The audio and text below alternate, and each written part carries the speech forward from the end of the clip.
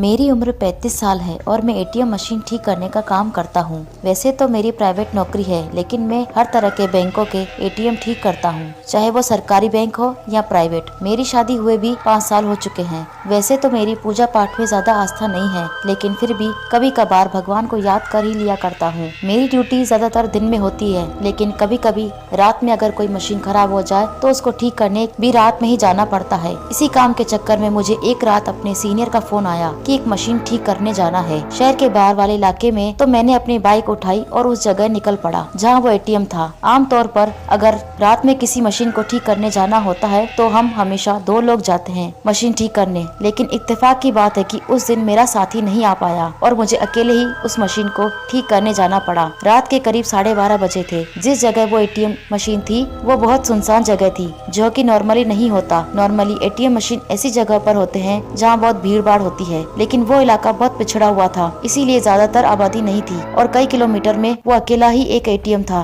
इसलिए उसको ठीक करना जरूरी था। जब मैं उस जगह पहुंचा तो देखा कि एटीएम के पास एक सफेद कपड़ों में एक लड़की खड़ी है। मुझे लगा शायद पैसे निकालने के लिए आई होगी। हालांकि रात में 12:30 बजे कौन लड़की आएगी एटीएम से पैसे निकालने के लिए, ये बात मेरे दिमाग में आई ही नहीं और मैंने उस पर ज्यादा ध्यान नहीं दिया। मैं एटीएम के अंदर चला गया मशीन ठीक करने के लिए। जैसे ही अंदर पहुंचा तो देखा वो लड़की भी मेरे पीछे पीछे अंदर आ रही है, लेकिन एटीएम के गार्ड ने उसको अंदर आने नहीं दिया तो वो लड़की बाहर वापस चली गई। मैंने ज्यादा ध्यान नहीं दिया और मशीन ठीक करने लगा। अचानक मेरी नजर बाहर गई। बाहर देखते ही मेरे होश उड़ गए। मैंने देखा कि वो सफेद कपड़ों वाली लड़की बाहर खड़ी है और उसके हाथ में एटीएम के गार्ड का कटा हुआ सिर है। मेरा दिल जोरों से धड़कने लगा और मेरी आंखें फटी की फटी रह गई। एक बार तो ऐसा लगा कि मैं सपना देख रहा हूँ। हिलने की कोशिश कर रहा था, लेकिन दहशत के मारे हिल भी नहीं पा रहा था। अचानक मोबाइल की घंटी बजी। मेरे सीनियर का फोन था तो मेरा ध्यान हटा। उसके बाद मैंने फिर से बाहर देखा तो वो लड़की वहाँ नहीं थी और वो गार्ड भी सही सलामत बाहर बैठा ही था। मैंने चैन की सांस ली। मुझे लगा शायद नींद की वजह से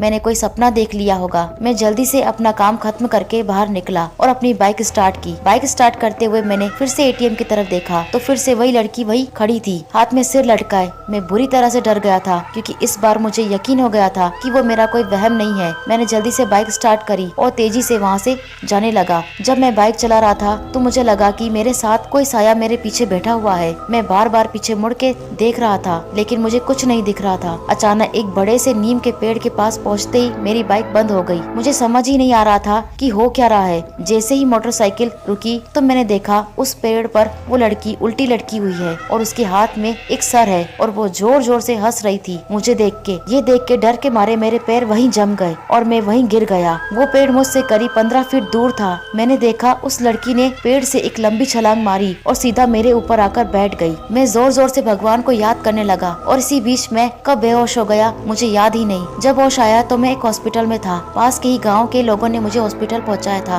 उन लोगों ने बताया कि उस इलाके में एक चुड़ैल रहती है जो आने जाने वाले लोगों को मार के उनका गला काट देती है। शुक्र है भगवान का कि मैं उस दिन बच गया। उस रात मैंने कसम खा ली कि कभी भी रात को अकेले ऐसे सुनसान जगह पर नहीं जाऊंगा। आई होप कि आपको ये स्टोरी अच्छी लगी होगी।